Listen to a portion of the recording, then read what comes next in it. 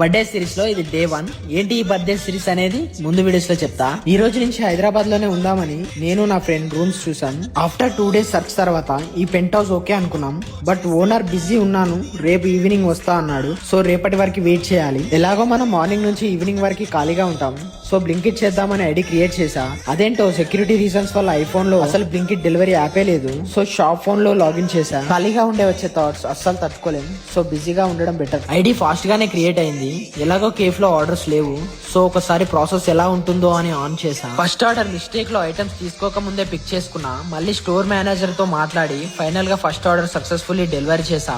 Order amount చూసి నవ్వాలా ఏడవాలో అర్థం కాలేదు. మరి 8 రూపీస్ ఏంటి బ్రో 3.5 kilometers కి. ఇంకోటి మనం స్టోర్ కి రీచ్ అయ్యి క్యూఆర్ స్కాన్ చేసే వరకు ఇంకో ఆర్డర్ పడవంట. అలా 30 minutes వేస్ట్ అయింది. అలా 1 hour 3 orders డెలివరీ చేసి ప్రాసెస్ ఎలా ఉంటుందో అని చూసుకున్నా. 3 orders కి 132 పేఅవుట్ ఇచ్చాడు. ఇక కేఫ్ విషయానికి వస్తే ఈ రోజు సేల్స్ అంతగా లేవు. సేల్స్ ఎలా పెంచాలో కూడా అర్థం కావడం లేదు.